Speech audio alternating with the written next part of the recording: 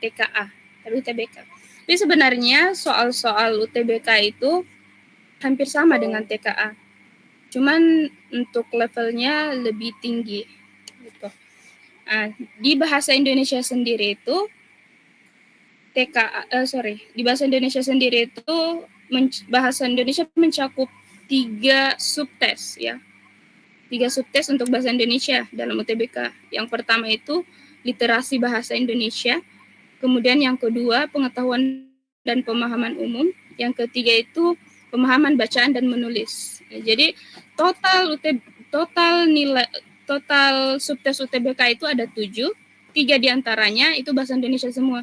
Jadi ya memang sangat penting kalian mengikuti ya pembelajaran bahasa Indonesia karena mencakup 3 sekaligus subtes.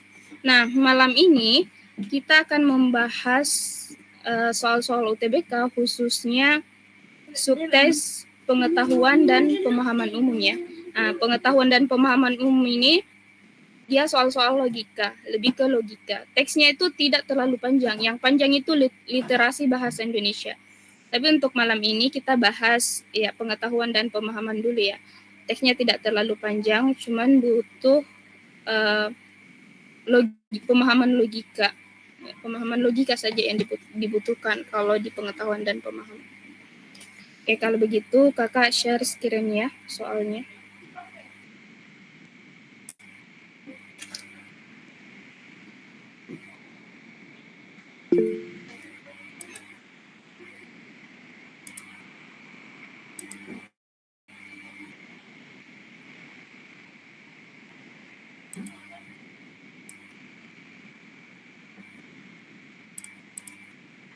Oke, sebelumnya 3 orang peserta yang berpartisipasi ya, sudah dapat semua handbook? Sudah dapat 7 handbook dari RPC? Sudah dapat? Iya, sudah. Kalau Junardi, Mirnawati, Alifah sudah dapat handbook juga? Sudah nih, Kak. Apa handbook, Kak? Handbook itu yang 7 buku yang dibagikan dari RPC. Yudhistira juga sudah dapat belum?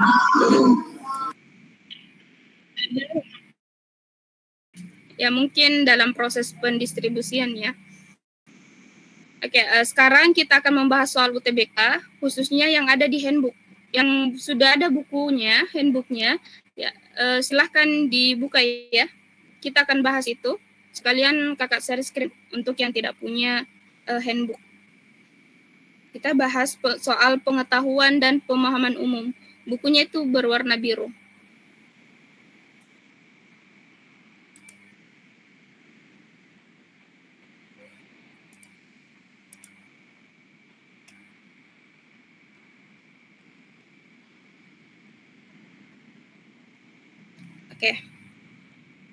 Oke, Gentara ya. Kelihatan di layar share screen-nya? Kelihatan? Iya, jelas, Kak. Oke,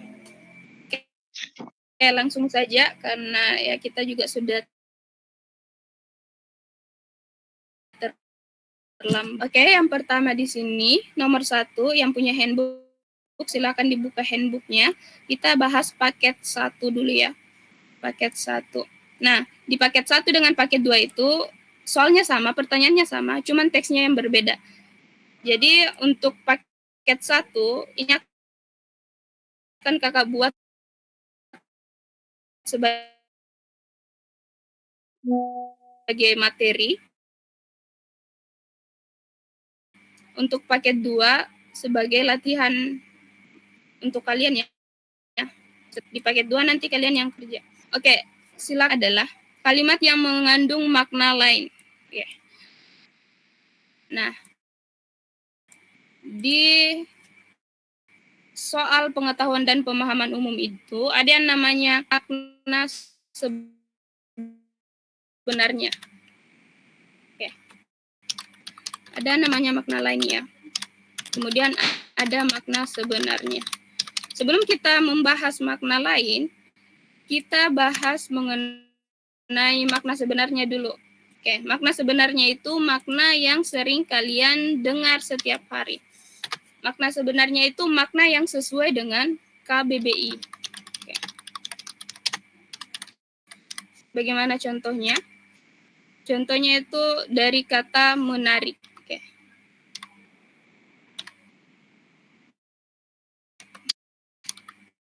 Dia menarik. Oke. Kemudian ada yang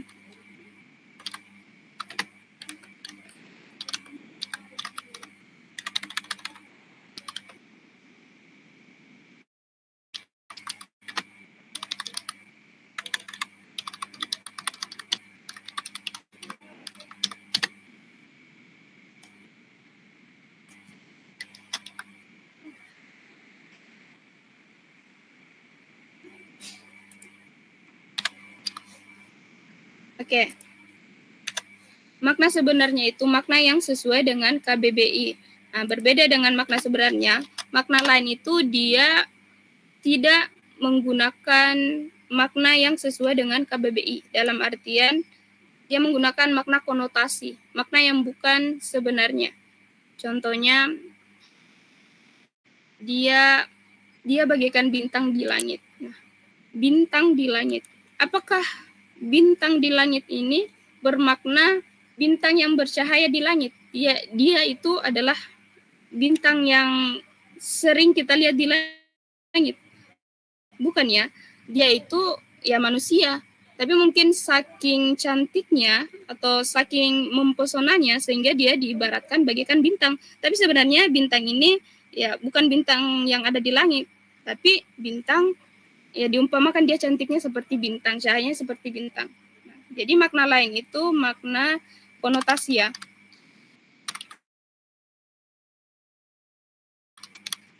Oke, bukan sebenarnya.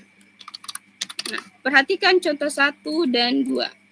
Ini sama-sama ada kata menarik. Ya. Di sini sama-sama ada kata menarik. Nah, apakah makna menarik di sini sama maknanya? Kita lihat, dia menarik gagang pintu. Nah, sama-sama ada kata menarik. Dia sangat menarik perhatian. Oke, coba masing-masing di dua kalimat ini masing-masing ada kata menarik. Apakah makna menarik di sini sama? Sama atau tidak maknanya? Oke, coba dibuka mikrofonnya. Oke, kakak mau tahu bagaimana tanggapan kalian untuk kata menarik ini. Apa ya? Oke, coba kakak Aulia, coba Aulia. Dua kalimat ini sama maknanya tidak? Sama Tunggu maknanya? Dulu, dia menarik gagang pintu, dia sangat menarik perhatian. Sama maknanya tidak? Sama. Kata menarik. Sama atau beda? Sama. Dia sangat menarik. Oke. Iya. Dia menarik gagang pintu. Nah, kata menarik di sini berarti dia menarik menggunakan tangan ya. Misalnya kita menarik gagang pintu, pasti kalau ditarik itu gagang pintu menggunakan tangan kan. Nah, coba perhatikan di kalimat 2. Hal menarik menggunakan tangan. Di kalimat 2. Apakah kata menarik di sini yang di kalimat 2 itu menarik menggunakan tangan, sesuatu yang ditarik menggunakan tangan? Tidak, Kak. Tidak ya. Tapi menarik di kalimat 2 ini menggunakan mata ya. Dari mata kita bisa melihat. Kemudian setelah kita bisa melihat, ada ketertarikan di situ. Nah, berarti dalam hal ini menarik bukan menggunakan makna sebenarnya untuk kalimat 2 ya. Berarti ini untuk kalimat 2 dia menggunakan makna lain ya. Makna lain. Kemudian untuk di nomor 1 ini dia menggunakan makna sebenarnya ya. Di KBBI itu kata menarik maknanya ada suatu benda yang ditarik ya, menggunakan tangan. Nah, itu makna sebenarnya untuk kata menarik. Tapi dalam kalimat 2, ini tidak ada yang ditarik ya, menggunakan tangan, tapi menarik dalam hal menggunakan mata. Jadi menarik di sini menggunakan pemaknaan lain, konotasi di sini. Ini dikonotasikan. Sama dengan contoh pertama tadi. Contoh untuk kalimat ini ya. Dia bintang itu sangat bersinar. Bintang yang ada di langit itu sangat bersinar. Contoh kedua, dia bagaikan bintang di langit. Nah, apakah maknanya itu sama atau tidak? Kata bintang di sini sama-sama ada kata bintang kan? Apakah kata bintang yang ada di dua kalimat itu sama maknanya? Beda ya? Oke. Sebelum kita menjawab, kakak kasih contoh dulu ya.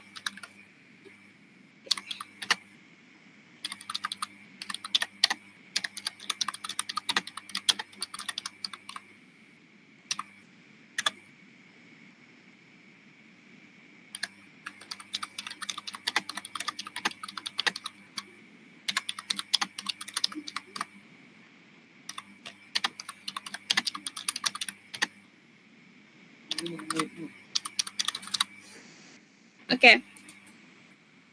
Kakak kasih contoh lagi ya. Untuk di contoh kalimat 3 dengan 4. Sama-sama ada kata bintang ya. Nah, apakah kata bintang ini sama maknanya? Oke, kakak tunjuk satu orang lagi ya. Oke, coba Yudhistira. Nah, perhatikan contoh kalimat 3 dengan 4 Yudhistira. Dia bagaikan bintang di langit. Kemudian kalimat 4, bintang yang ada di langit itu sangat bersinar. Nah, apakah kata bintang yang ada di kalimat 3 dengan 4 itu sama maknanya?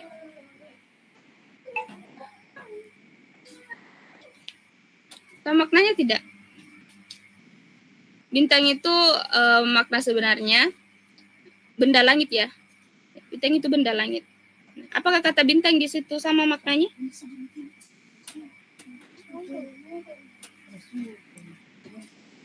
Sama tidak? Tidak, Kak. Oke, tidak ya. Nah, untuk kalimat 3, dia bagaikan bintang di langit. Berarti ada seseorang yang diumpamakan seperti bintang.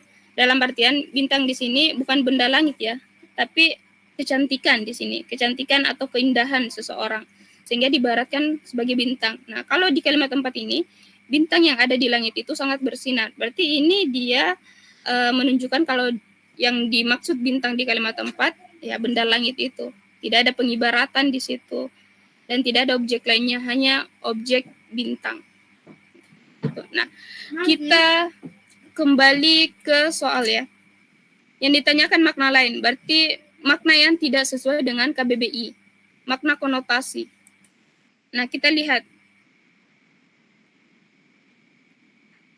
di kalimat nomor 1. Manisan Cianjur, untuk opsi A itu kalimat 1 ya. Manisan Cianjur lahir pada tahun 1950-an. Oke, apakah ada kata-kata yang kalian curigai di situ? Yang menggunakan makna lain? Apakah ada kata-kata yang kalian curigai? Ada tidak?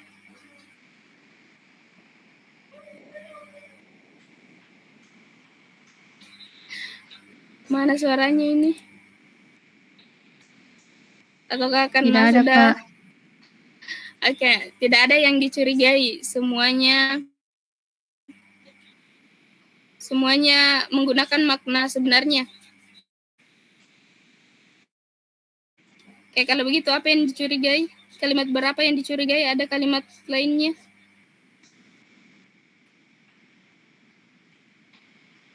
Oke, kita perhatikan ya. Mulai dari opsi E, kita bahas opsi E. Untuk soal makna lain seperti ini, tidak usah dibaca semua teksnya ya. Kalian perhatikan saja opsinya, opsi yang ada. Kalian perhatikan kalimat yang ada di opsi saja.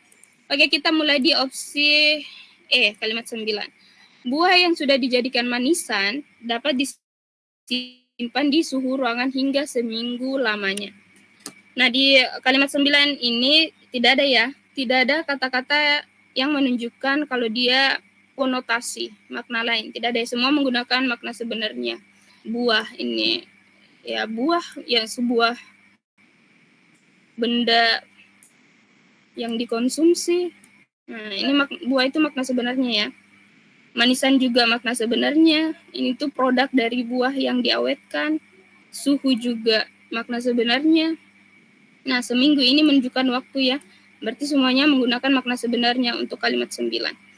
Oke, untuk kalimat 8, setelah sekian lama, barulah ada inovasi manisan dari berbagai buah, mulai dari buah pala, salak, dan sebagainya. Nah, untuk kalimat 8 juga tidak ada ya. Oke, bagaimana dengan kalimat 4? Oke, kita beralih ke kalimat 4. Dulunya, Cianjur ditanami banyak pohon kapas.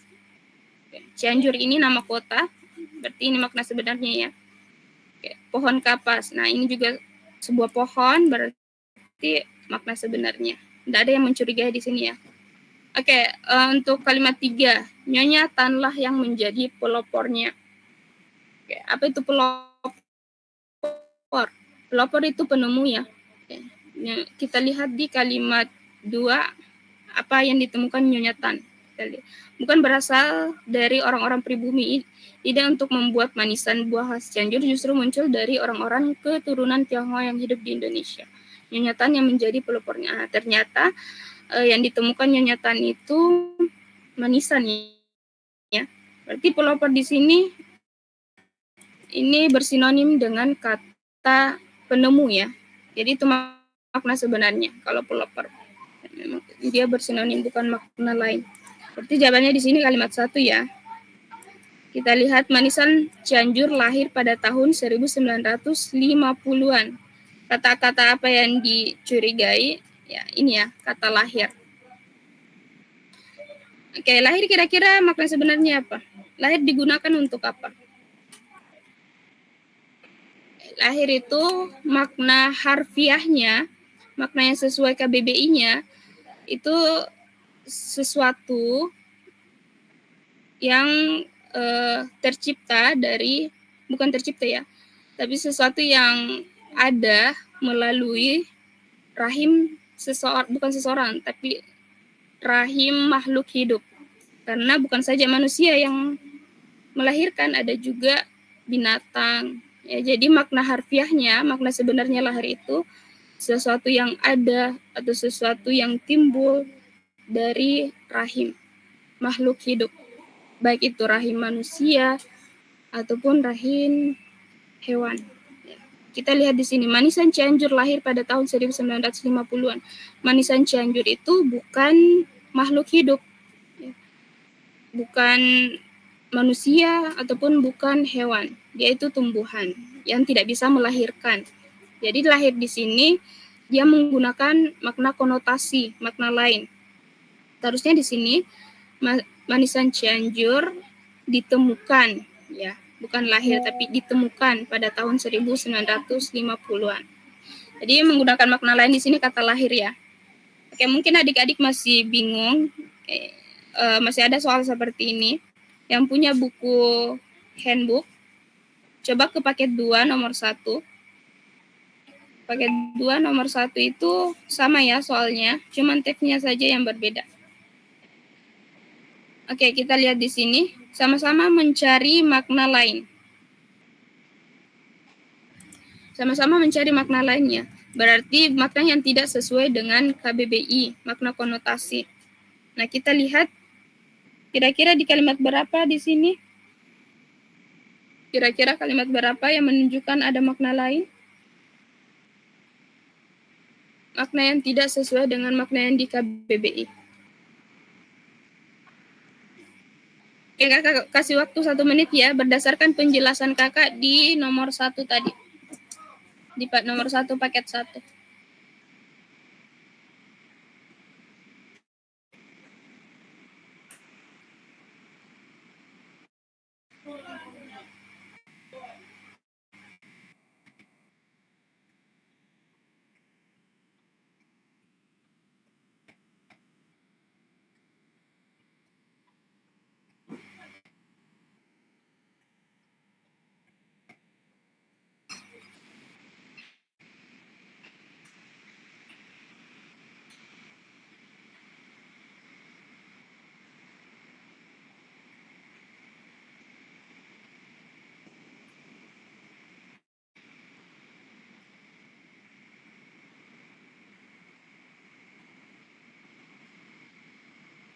Oke, coba dijawab kira-kira di situ.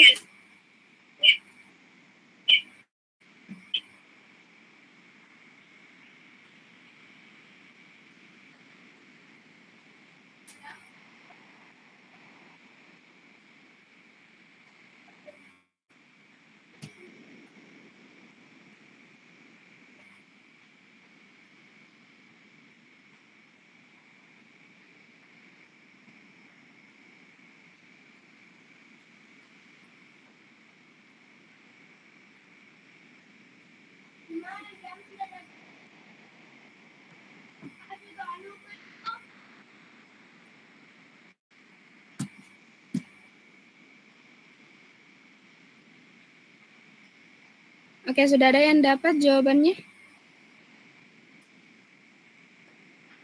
Kira-kira menggunakan makna lain itu di opsi apa? Oke, sebut saja dan tidak apa-apa salah. Oke, Mirnawati antara A, kudapan, dan E, berlebih. Oke. Yang lain?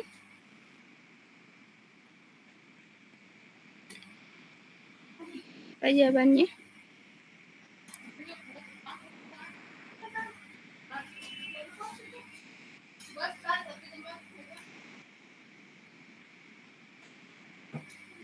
Oke, kita bahas dulu ya antara A kudapan dan E. Oke, kita lihat opsi A dengan E. A itu, kalau kita lihat opsi E dulu ya. E berarti kalimat 6. Bahan utama kerupuk ini adalah ke-9. Berlebih itu sesuatu yang melewati batas ya. Makna sebenarnya itu sesuatu yang melewati batas. Nah, coba kita lihat di sini.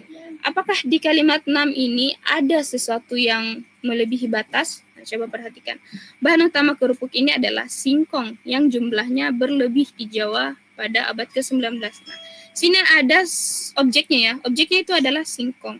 Singkong yang jumlahnya berlebih, berarti di sini ada yang ada sesuatu yang melebihi batas, yaitu singkong. Berarti ini menggunakan makna sebenarnya ya, bukan makna lain. Berlebih di sini menggunakan makna sebenarnya. Oke, kita lihat untuk jawaban opsi A. Selain menjadi kudapan pendamping makan, kerupuk identik dengan perayaan Hari Kemerdekaan Negara Republik Indonesia. Tadi jawabannya temannya, opsi A itu yang dicurigai kata kudapan. Nah, apa itu kudapan? Kudapan itu salah satu makanan khas ya, kudapan. Kudapan itu makanan khas. Nah, kita perhatikan di sini, apakah ada yang khas di sini? Apakah ada makanan khas di sini? Nah, selain menjadi kudapan pendamping makan, kerupuk identik. Nah, ternyata ada. Kerupuk ini adalah kudapan. Kerupuk itu kudapan ya, makanan khas. Jadi di sini makna sebenarnya. Ya. Ya, jawabannya sudah tepat A, tapi bukan kata kudapan, ya. Ada yang bisa tebak apa? Ya, jawabannya temannya tadi sudah cocok A. Tapi bukan kata kudapan. Kata apa? Siapa tadi yang bicara? Pendamping makan. Oke, pendamping ya. Oke, tepat sekali ya, Aulia. Ya, jadi yang menggunakan makna lain itu kata pendamping. Ya. Makna sebenarnya pendamping itu pasangan ya. Pasangan makhluk hidup. Misalnya dia mendampingi temannya ke pesta, berarti di situ yang menemani pasangannya. Gitu. Di sini kita lihat subjeknya itu selain menjadi kudapan pendamping makan, kerupuk identik. Nah, di sini kerupuk ya, benda mati. Berarti bukan menunjukkan pasangan makhluk hidup. Jadi sudah tepat di sini yang menggunakan makna lain itu kata pendampingnya. Betul. Tidak apa-apa salah dek, karena kita masih proses belajar. Ditambah lagi mungkin kalian semua baru melihat soal yang seperti ini. Oke, masih ada satu contoh lagi seperti ini. Coba lihat di paket 3. Oke, karena saya lihat masih banyak yang kurang paham. Coba lihat di paket 3, nomor 1 juga. Kalimat yang mengandung makna lain. Nah, masih makna lain di sini. Langsung dilihat kalimat yang ada di opsi. Berarti hanya 5 kalimat saja yang kalian perhatikan. Kira-kira yang menggunakan makna lain itu yang mana? Kalimat 1 kah, 7, 8, 10, ataukah 11?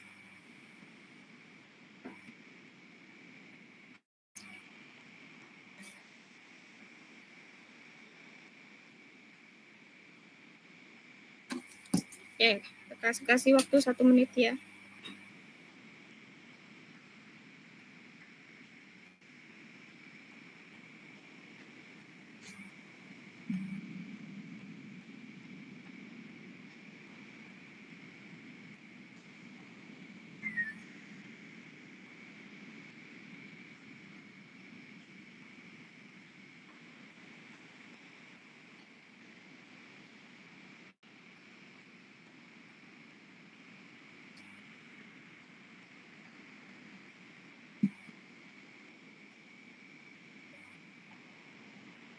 Oke, ada yang sudah dapat jawabannya?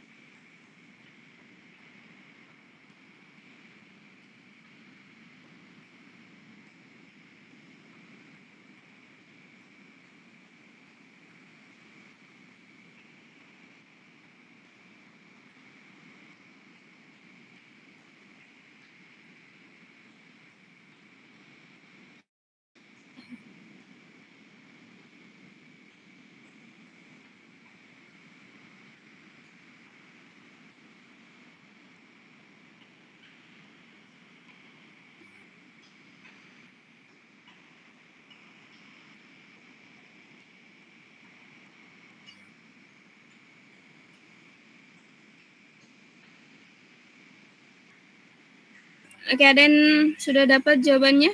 Oke, kalimat berapa kira-kira yang kalian curigai? Ada makna lain yang terkandung di dalamnya.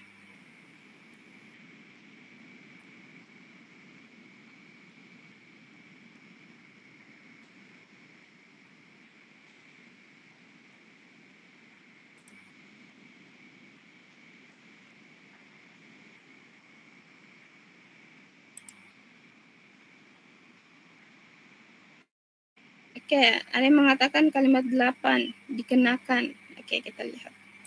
Oke, kalimat 8, kita lihat di kalimat 8. Oke, pakaian ini dikenakan oleh masyarakat hampir di semua daerah dengan beragam bentuk. Nah, apa makna sebenarnya dikenakan? Oke, kalau kita menjawab soal seperti ini, kita harus tahu dulu ya, makna sebenarnya dari kata yang kita curigai. Oke, dikenakan itu berarti dipakai ya. Oke, makna sebenarnya dikenakan itu dipakai.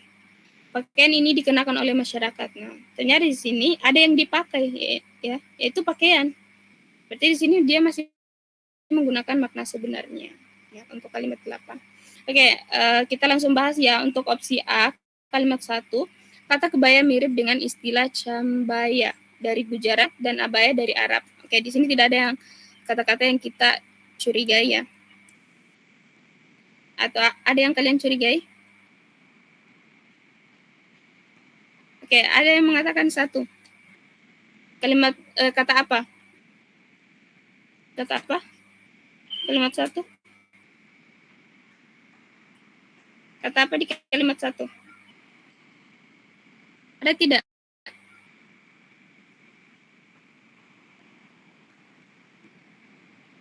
Sebut saja deh.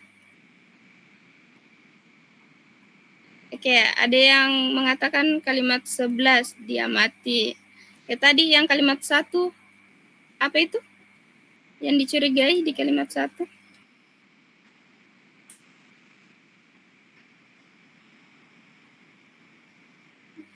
Oke, untuk kalimat 1, kata kebaya mirip dengan istilah cambaya dari Gujarat dan abaya dari Arab ya. Nah, di sini tidak ada makna lainnya, semuanya menggunakan makna sebenarnya. Oke, untuk nomor ada tadi jawaban lagi kalimat 11 ya. Oke, dari Mirnawati. Oke, Mirnawati kalimat 11 kata diamati. Oke, betul sekali ya Mirnawati. Jadi yang mengandung makna lain itu ada di kalimat 11, tepatnya kata diamati. Jika diamati dari peta, kebaya ada di seluruh Nusantara. Coba kita lihat, apakah kita bisa tahu di seluruh Nusantara itu ada kebaya dengan hanya melihat saja peta? Tidak bisa ya, harus ada analisis dulu, harus terjun langsung dulu ke lapangan. Jadi kata diamati dari peta ini bukan berarti kita hanya melihat peta, tapi kita terjun langsung. Diamati dan ini bukan langsung dilihat petanya, tapi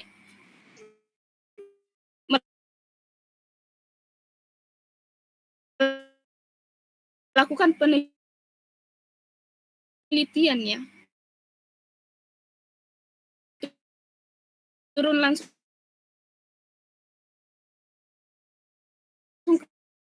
ke lapangan. Sembunyi di baliknya.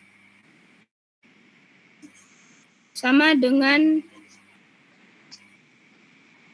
kata meja hijau. Ada yang tahu tidak meja hijau di sini apa? Apakah meja hijau itu meja yang berwarna hijau? Ada yang tahu tidak di sini meja hijau? Maknanya apa? Meja yang berwarna hijau? Oke. Jadi makna lain itu bisa dicontohkan meja hijau, bendera putih. Meja hijau itu bukan berarti meja yang berwarna hijau, tapi meja hijau itu meja pengadilan. Kemudian bendera putih. Bendera putih itu bukan berarti bendera yang berwarna putih. Bendera putih itu sebuah tanda kalau ada yang sedang berduka. Jadi kalau makna lain itu ada makna di baliknya. Makna yang digunakan itu tidak sesuai dengan KBBI, tapi dikonotasikan. Seperti itu ya. Oke, kita lanjut saja di soal nomor 2 ya. Oke, kita kembali ke paket 1 karena sudah terlalu jauh melangkah ini. Oke, paket 1 di soal nomor 2 ini jawabannya 1 ya. Oke, kita ke soal nomor 2.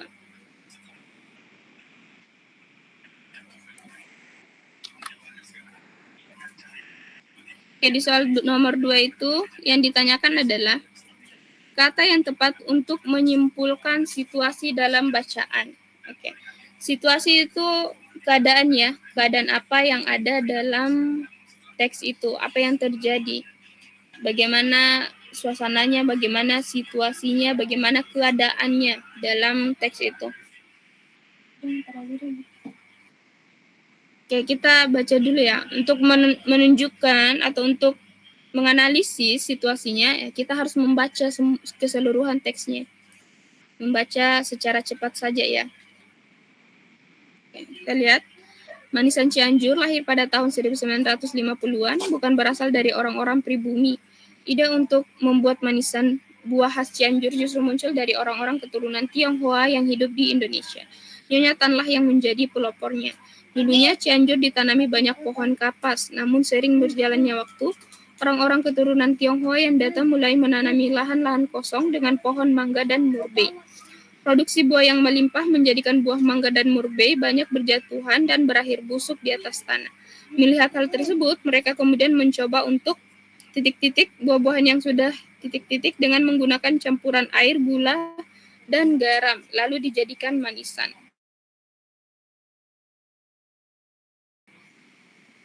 Setelah sekian lama, barulah ada yang buah salak dan sebagainya.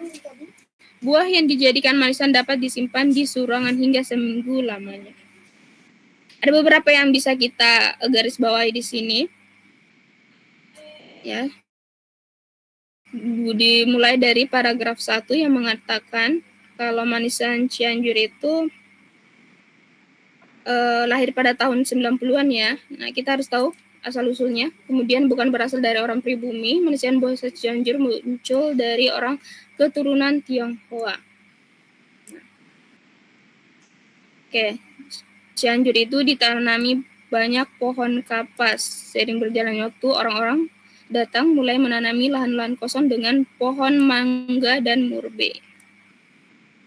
Oke, produksi buah melimpah menjadikan buah mangga murbe banyak berjatuhan. Nah, ini karena banyak berjatuhan ini, sehingga ada inovasi baru, yaitu mereka kemudian mencoba untuk yang sudah titik-titik dengan menggunakan campuran. Setelah sekian lama, barulah ada inovasi manisan dari berbagai buah. Nah, ini ya. Yang paling penting itu ini. Setelah sekian lama, barulah ada inovasi manisan buah berbagai buah, mulai dari buah pala, salak, dan sebagainya. Nah, kita lihat berdasarkan beberapa poin penting yang kita baca tadi. Nah, kira-kira situasinya apa? Adaptif. Nah, adaptif itu apa? Adaptif itu mudah beradaptasi ya. Dia mudah melakukan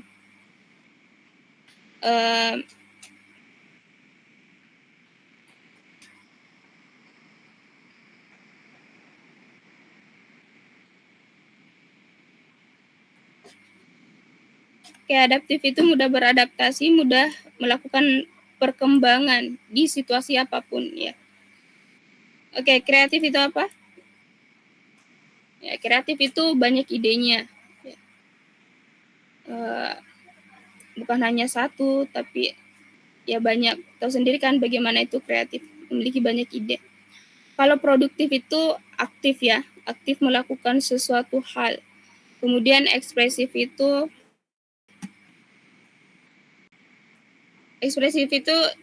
ya namanya juga ekspresif, berarti ada penggambaran ya. Dari penjelasan itu ada penggambaran bagaimana objek yang dibahas itu, ekspresi penggambaran. Variatif itu banyak jenisnya. Nah, kira-kira situasi yang bisa mewakili teks itu apa kira-kira? Bisa sampai ya.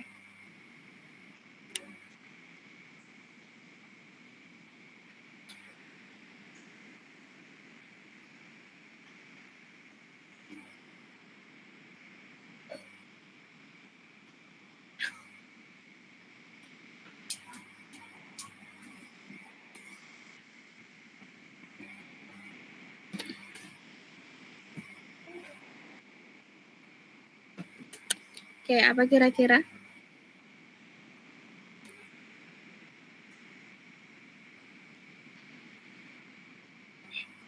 Jadi adaptasi itu mudah beradaptasi atau mudah berkembang di keadaan apapun ya. Kreatif itu memiliki banyak ide, produktif itu aktif melakukan sesuatu hal, ekspresif itu ya ada penggambaran melalui teks, variatif banyak jenisnya. Oke, produktif. Oke, ada yang mengatakan ya. Oke. Apa saja yang dilakukan? Begitu. Apakah produktif yang bisa mewakili secara keseluruhan teks ini?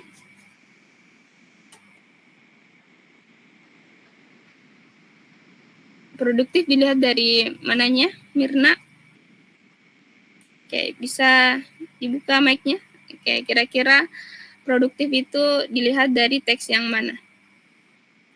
Ada teks nomor 7, Kak. Oke, pada teks nomor 7. Oke. Nomor 7 melihat hal tersebut, mereka kemudian mencoba untuk titik-titik buah-buahan yang sudah titik-titik dengan menggunakan campuran air, gula, dan garam.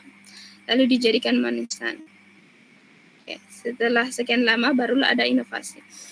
Oke, untuk kalimat 7, ya produktif memang bisa ya diwakili untuk teks kalimat 7, tapi untuk secara keseluruhannya itu kira-kira yang mana? Ya, untuk kalimat 7 ya bisa diwakili untuk kata produktif.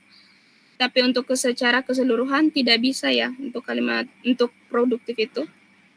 yang bisa mewakili secara keseluruhan situasinya itu adalah kreatif ya.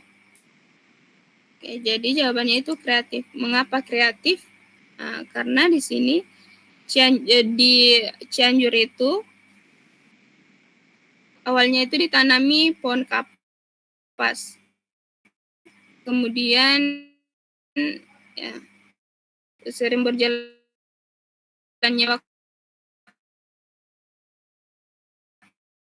waktu dia menanam mangga dengan mencoba untuk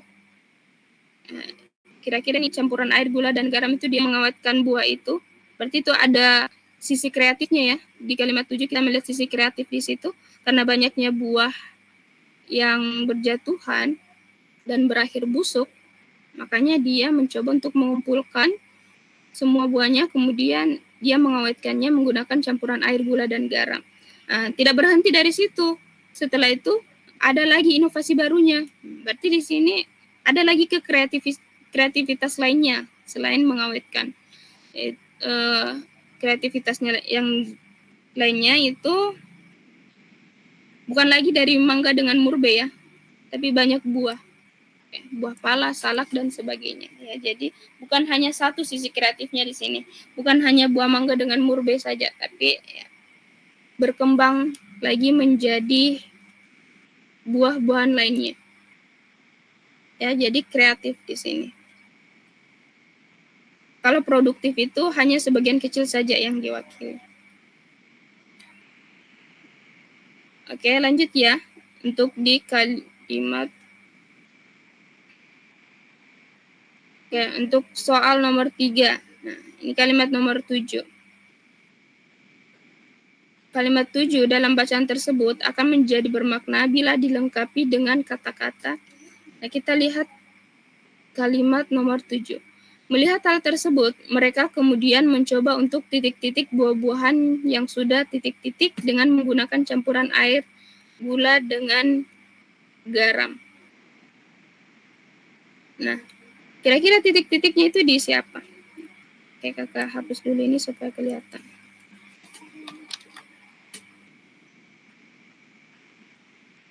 Oke, kira-kira titik-titiknya itu di siapa? Melihat hal tersebut, mereka kemudian mencoba untuk titik-titik buah-buahan yang sudah titik-titik dengan menggunakan campuran air, gula, dan garam. Oke. Tadi sudah kakak katakan ya, sesuatu yang dicampurkan dengan air, gula, garam, lalu dijadikan manisan, itu berarti proses apa itu? Apakah proses penyimpanan, apakah proses pengemasan, atau proses pengawetan, proses pembersihan, atau proses pemotongan. Gitu.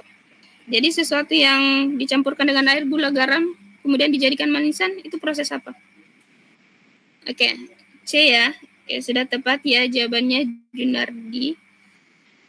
Oke, jadi proses mencampurkan air, gula, dan garam itu proses pengawetannya, pengawetan buah mangga dengan murbe. Jadi di sini satu-satunya opsi yang ada kata awetnya itu hanya opsi C ya. Jadi di sini titik-titiknya, melihat hal tersebut mereka kemudian mencoba untuk mengawetkan buah-buahan yang sudah masak dengan menggunakan campuran air, gula, dan garam. Gitu. Jadi kalian hanya perlu melihat dan pahami kalimat yang dirujuk kalau untuk soal seperti ini. Oke, lanjut ya di soal nomor 4. Oke, kita naikkan teksnya. Yang nomor 4 itu yang ditanyakan adalah kalimat pegawai tersebut tertidur tadi pagi selama 2 jam memiliki pola kalimat yang sama dengan kalimat. Oke, ini pola kalimat ya. Ada yang tahu pola kalimat ada berapa? Oke, kalau tidak bisa, kalau malu berbicara, di chat saja. Pola kalimat ada berapa?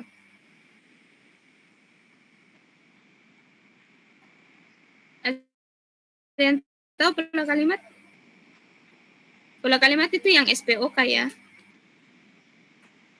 Oke, pola kalimat itu ada 5 ya. Ya, mungkin ada yang baru dengar. Oke, yang pertama itu S. S itu adalah subjek ya. Subjek itu apa? Subjek itu adalah pelaku. Pelaku dalam sebuah kalimat ya.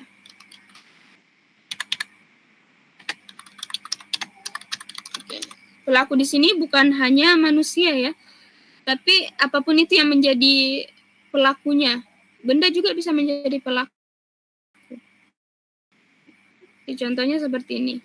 Dia makan bakso. Siapa pelakunya? Dia kan. Berarti dia itu adalah subjek.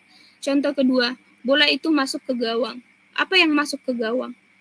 Bola. Berarti bola itu adalah subjek ya. Jadi perlu digarisbawahi, subjek itu bukan hanya makhluk hidup, tapi bisa saja benda mati, tergantung konteksnya. Subjek itu pelaku dalam kalimat, kemudian P-nya itu predikat ya. Itu predikat sesuatu yang dikerjakan.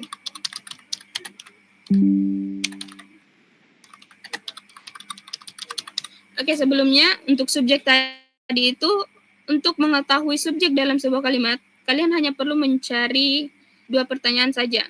Apakah itu pertanyaannya apa atau siapa?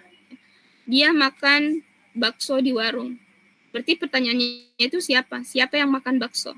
Berarti dia itu adalah subjek. Kemudian contoh kedua, bola itu masuk ke gawang. Apa yang masuk ke gawang? Bola. Berarti di sini kalian hanya perlu mencari jawaban dari apa atau siapa. Itu cara cepatnya ya untuk mencari subjek. Predikat itu sesuatu yang dikerjakan. Dia makan bakso. Apa yang dikerjakan? Makan ya. Berarti predikatnya itu makan. Bola itu masuk ke gawang. Apa yang terjadi pada bola? Masuk. Berarti predikatnya itu masuk.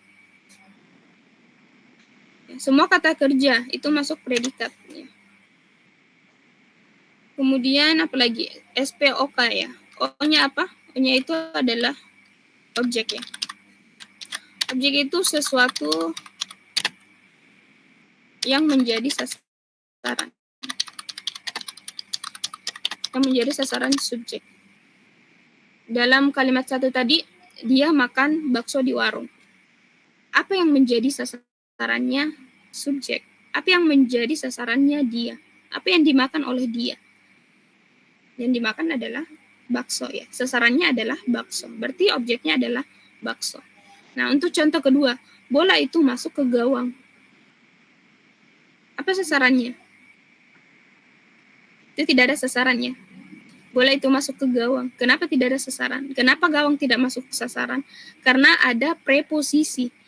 Ingat ya, kalau ada preposisi itu, berarti dia bukan sasaran. Ya.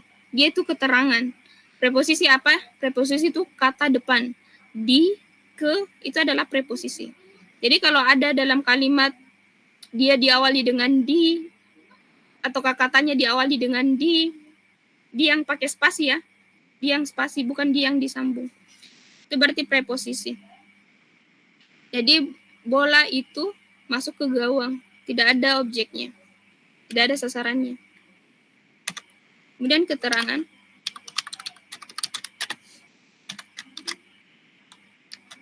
Keterangan itu ada 3 ya. Tempat, waktu, suasana. Oke, tempat tahu sendiri kan. Oke, bola itu masuk ke gawang. Tempatnya apa? Masuk ke mana? Masuk ke gawang. Ya, berarti itu adalah keterangannya. Kenapa gawang itu tidak masuk objek ya? Karena ada preposisi. Preposisi itu kata depan di ataukah ke. Itu preposisi ya.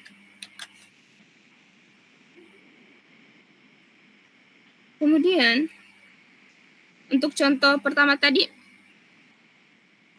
dia makan bakso di warung. Berarti keterangannya di warung ya.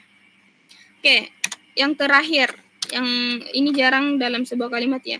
Ada namanya pelengkap. Pelengkap itu ya yang melengkapi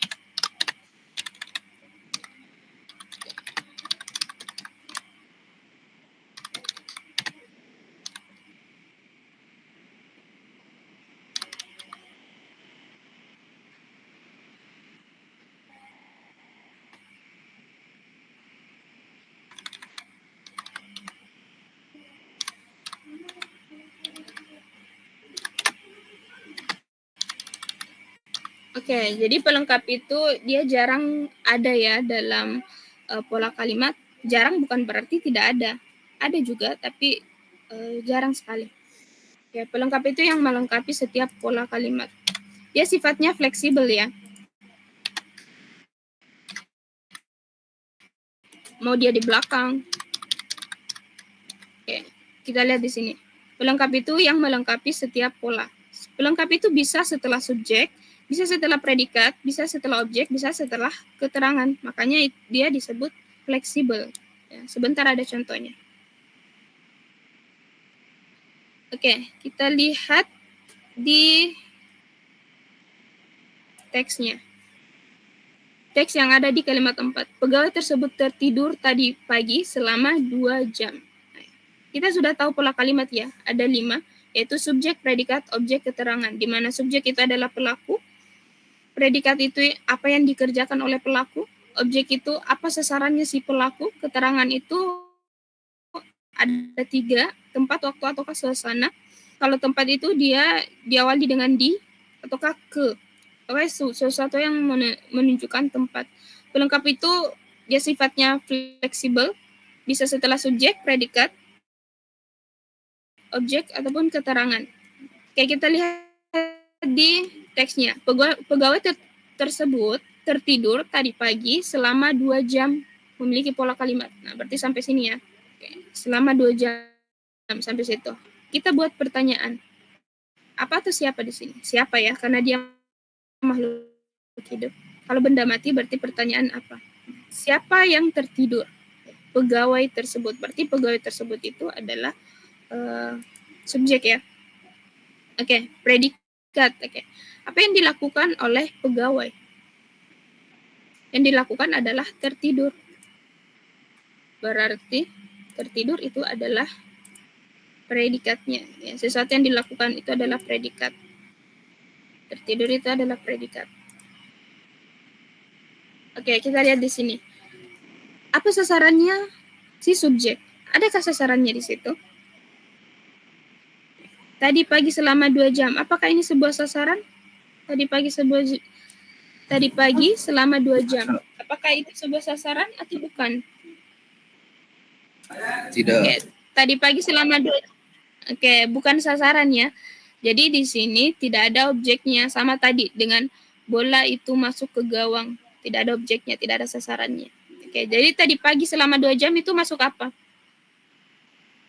Dia masuk Keterangan. Oke, tepat sekali ya. Dia masuk pola keterangan. Jadi secara keseluruhan polanya ini adalah SPK. Oke, subjeknya itu pegawai tersebut, predikatnya tertidur, keterangannya tadi pagi selama 2 jam. Oke, kita sudah tahu polanya SPK. Sekarang tugasnya kalian tentukan opsi A sampai E, kira-kira yang mana yang polanya SPK. Kita lihat di opsi A dulu. Opsi A itu kalimat 2. Nah, kita lihat di sini. Bukan berasal dari orang pribumi. Ini kira-kira apa? Ada kata bukan berasal. Nah, ini tuh keterangan ya. Keterangan karena tidak ada benda ataupun tidak ada makhluk hidup di awalnya. Oke. Intinya kalau tidak ada benda ataupun makhluk hidup di awal kalimat, berarti itu adalah keterangannya. Ataupun ada konjungsi diawali dengan kalimat itu diawali dengan konjungsi, berarti itu adalah keterangan. Ini adalah keterangannya. Nah, sudah tentu ini salah karena di awal saja sudah salah. Jadi kalau kalian mencari jawaban untuk pola kalimat, kalau sudah salah di awal, jangan dilanjutkan. Di kalimat 2 ini tidak ada makhluk hidup ataupun benda. Makanya dia tidak masuk subjeknya. Dia keterangan. Oke. Lanjut di kalimat 5. Kalimat 5 opsi B, kita lihat ada subjek di situ. Dia diawali dengan apa itu? Ini ada kata namun ya. Namun itu konjungsi. Jika sebuah kalimat diawali konjungsi, berarti dia diawali dengan keterangan juga. Ini sudah salah juga. Selanjutnya opsi C. C itu kalimat 6. Produksi buah yang melimpah. Sini bisa kita membuat pertanyaan ya. Apa yang melimpah? Yaitu produksi buah ya. Ya, produksi buah. Oke, ini ada konjungsi yang ya. Perhatikan ada peraturan dalam pola kalimat jika subjek tersebut berdekatan dengan konjungsi yang, maka dari awal sampai predikat itu adalah sebuah subjek. Jadi di sini subjeknya bukan hanya produksi buah, tapi produksi buah yang melimpah. Dia masih satu kesatuannya. Jadi peraturan di pola kalimat itu, ketika subjek berdekatan dengan konjungsi yang, maka dari awal sampai predikat, itu adalah subjek. Sampai batas predikat. Produksi yang melimpah. Kenapa dengan produksi yang melimpah? Ternyata menjadikan, ya. Ada yang dijadikan. Ya, berarti ini adalah predikatnya. Oke. Apa yang dijadikan? Ada yang dijadikan? Ada sasaran di sini? Ada sasarannya tidak? Atau tidak ada? Ada sasarannya? Ada yang dijadikan? Ada ya, yaitu buah mangga dengan murbei. Jadi ini salah juga karena ada objek. Kita tidak mencari objek ya. Buah mangga dan murbei itu adalah sasarannya. Jadi kita skip saja karena ini sudah salah. Oke, sisa kalimat 8 dengan 9. Oke, ini tugasnya kalian. 8 atau 9 jawabannya? Yang SPK kira-kira 8 atau 9? 9 Kak. Nah, 8 atau 9? Oke, tepat sekali ya. Jawabannya itu adalah 9. Apa alasannya? Apa alasannya kenapa 9? Karena di kalimat ke-8 diawali dengan keterangan. Oke, tepat sekali ya. Setelah sekian lama ini adalah konjungsi. Nah, dia berarti keterangan di awal. Oke, kita perhatikan di kalimat 9, apa subjeknya? Subjeknya itu adalah buah ya. Di sini juga ada konjungsi yang. Berarti dari awal sampai batas predikat itu adalah subjek. Apa kata kerjanya di sini? Itu disimpan ya. Oke, dapat disimpan. Itu adalah kata kerjanya ya. Oke, ini adalah predikat berarti. Berarti subjeknya adalah buah sampai manisan. Ya, karena dia masih satu kesatuan. Jadi kalau dia masih satu kesatuan, kalau ada dekatnya itu subjek konjungsi yang, berarti ada satu kesatuan di situ. Tidak mungkin subjeknya hanya satu kata saja. Tidak mungkin hanya buah saja. Kalau ada konjungsi di dekatnya, konjungsi yang di dekatnya, pasti lebih dari satu kata itu. Jadi ini adalah subjeknya buah yang sudah dijadikan manisan. Ini subjeknya, dia masih satu kesatuan. Itu adalah predikatnya. Nah, di sini tidak ada objek kan? Langsung ada preposisi. Ingat tadi kalau ada preposisi berarti itu adalah sudah menunjukkan keterangannya. Jadi dari awal sampai akhir itu adalah keterangan. Dari D ya. Dari D sampai akhir itu adalah keterangan. Jadi jawabannya adalah kalimat 9. Oke, seperti itu. Oke, di sini sepertinya masih ada pola kalimat, saya cari dulu ya. Supaya pola kalimat itu sangat penting ya. Pola kalimat itu materi paling dasar di bahasa Indonesia, tapi banyak yang kurang memahami.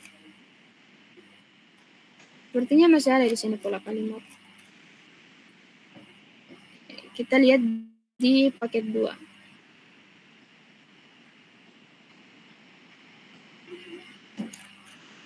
Oke, ini ada pola kalimat.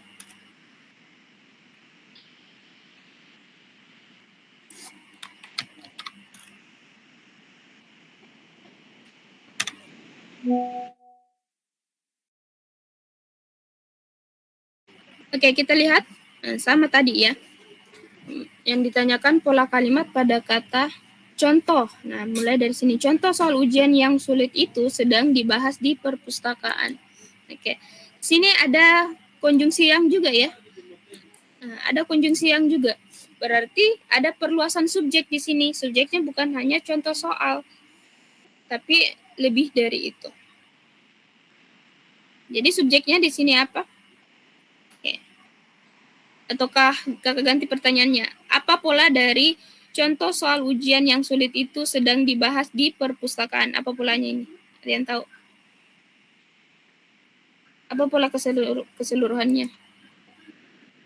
SPK, SPOK, atau SP, atau SPO?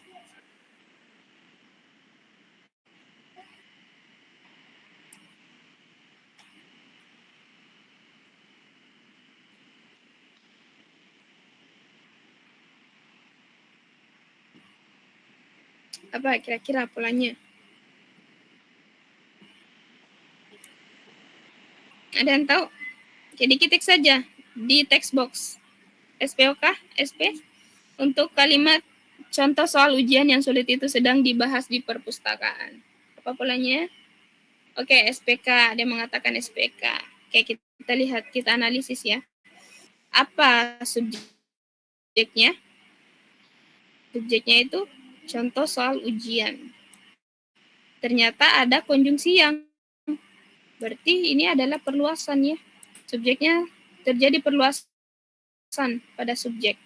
Berarti dari awal sampai batas predikat itu adalah subjek. Nah, apa predikatnya di sini? Apa yang dilakukan? Itu dibahas ya, membahas. Berarti ini adalah predikat.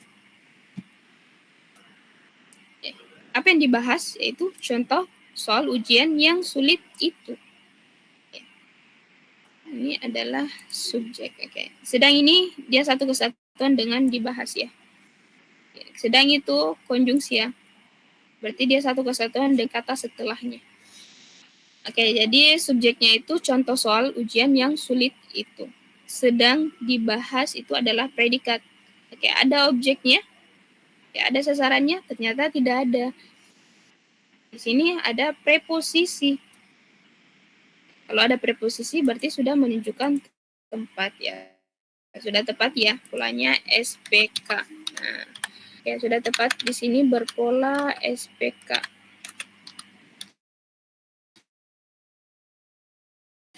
Oke, coba dilihat opsinya.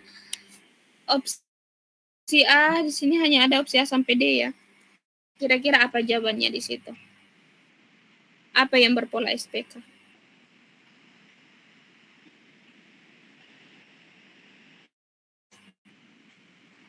Oke, kira-kira apa? Ya, kakak kasih waktu 1 menit.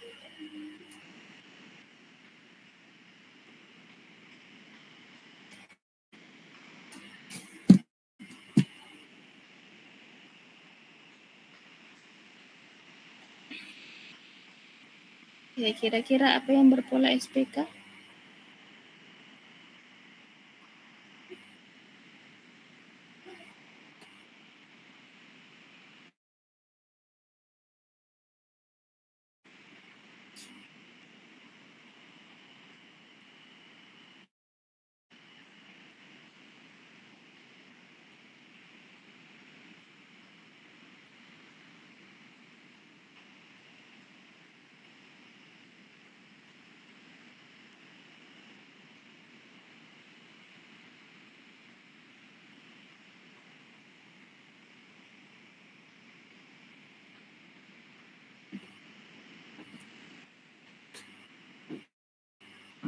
Oke, ada yang sudah menjawab opsi D. Oke, kita sama-sama lihat opsi D ya. Opsi D berarti itu jawabannya kalimat 5. Oke, kalimat 5 kira-kira apa subjeknya di kalimat 5? Oke, kita perhatikan di kalimat 5 ya. Apakah kalimat 5 itu SPK? Oke, subjeknya di kalimat 5 itu adalah kerupuk. Kerupuk, kita perhatikan dulu kerupuk bulat dan berwarna putih ini terbuat dari olahan singkong atau aci dalam bahasa Sunda. Apa subjeknya? Kerupuk Sini subjeknya bulat ada dan 2 ya, berwarna yaitu oke, tepat sekali ya. Subjeknya itu kerupuk bulat dan berwarna putih. Oke, predikatnya apa? Apa predikatnya? Terbuat. Ya, Terbuat. predikat. Oke, tepat sekali ya. Predikatnya itu terbuat.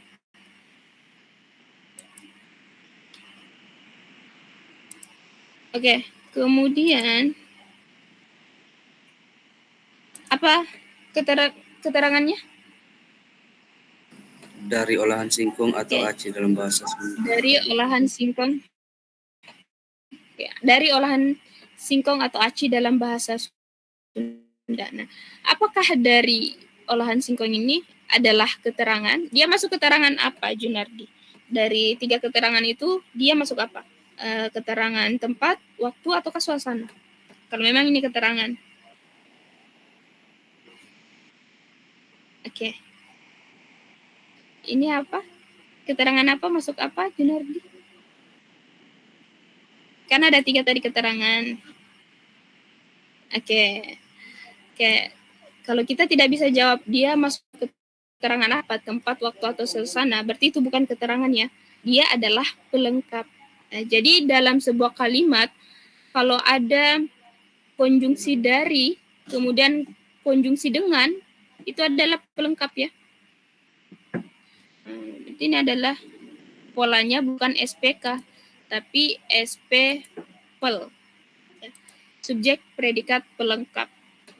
Jadi intinya kalau kita bingung antara pelengkap dengan keterangan, coba buat pertanyaan dari kata itu. Apakah dia masuk keterangan tempat, waktu, atau suasana? Kalau kita tidak bisa jawab itu, berarti itu bukan keterangan. Itu adalah pelengkap.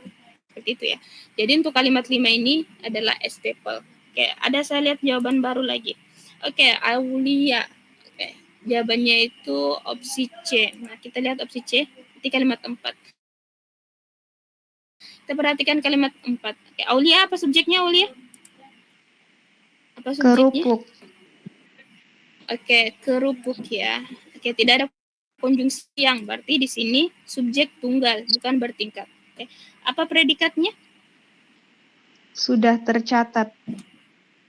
Oke, tepat sekali ya. Predikatnya sudah tercatat. Oke. Ada objeknya, ada sasarannya? Ataukah langsung keterangan? Langsung Oke, tidak keterangan, ada Kak. sasarannya. Nah, tepat sekali. Ini adalah langsung keterangan dalam naskah Jawa kuno. Itu tempat, waktu, suasana, Aulia. Dia maksud tempat, waktu, suasana dalam naskah Jawa kuno. Dalam naskah waktu kayaknya. Tercatat di Oh,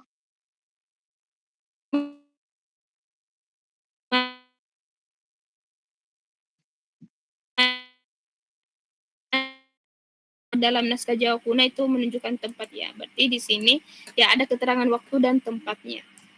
Oke, ini ya sudah tepat ya, dia masuk keterangan. Oke, ya, jadi sudah tepat. Yang SPK itu kalimat 4 ternyata ya.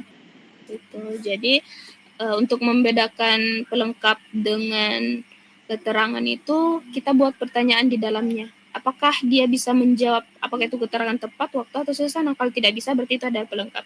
Dan pelengkap itu selalu ditandai dengan konjungsi dengan. Ya, yang paling sering itu konjungsi dengan. Kalau ada konjungsi dengan di situ berarti bukan keterangan itu adalah pelengkap.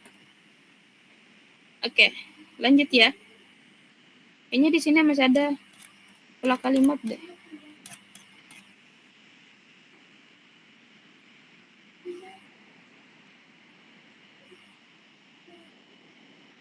Sepertinya sudah tidak ada. Kita lanjut ya. Lanjut di soal nomor 5. Oke, nomor 5 itu teks baru ya. Kita sudah masuk ke teks kedua di nomor 5. Oke. Nah, di soal nomor 5 ini soal logika juga ya. Hubungan kata robot dengan kata layanan sama dengan koki dengan kata apa? Oke, ini soal hubungan kata. Hubungan kata itu ada beberapa jenis ya. Oke, hubungan kata dilihat dari segi ukuran.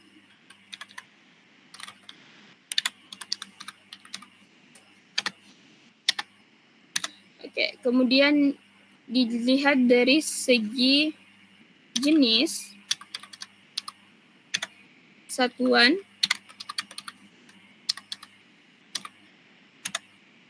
spasial. Oke, seharusnya satuan yang awal ya.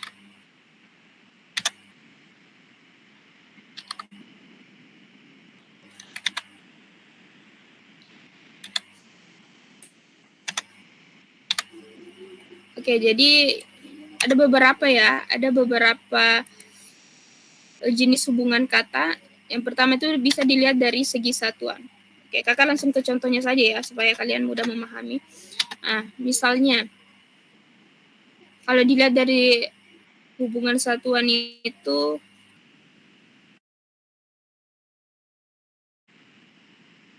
contohnya kata telur ya. Oke, telur satuannya apa? Oke, telur satuannya apa? Kalau telur disebut satu persatu disebut apa? Oke, telur satuannya itu adalah satu titik-titik telur, dua titik-titik telur. Berarti satuannya adalah apa? Butir ya. Oke, satuannya telur itu adalah butir. Contoh lainnya, misalnya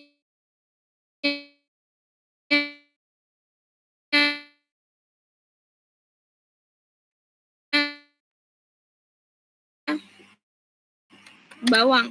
Apa satuannya bawang? Satu titik-titik bawang. Kilogram. Kalau tadi telur, satu titik-titik telur, satu butir telur. Kalau apa? Kilogram. Itu hanya dalam konteks masak-masak ya. Masak itu satu butir kah? Buah. Satu buah kah? Oke. Buah, bawang itu buah. Siung. Satu siung.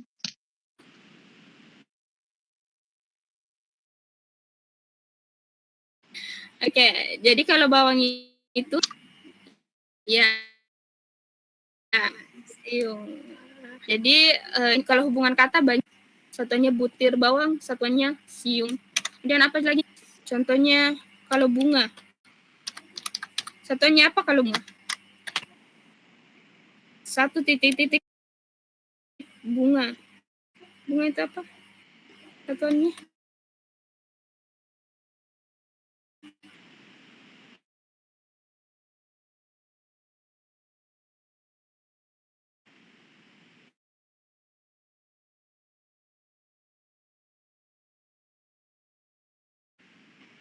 Bunga mawar. Satu titik-titik bunga mawar.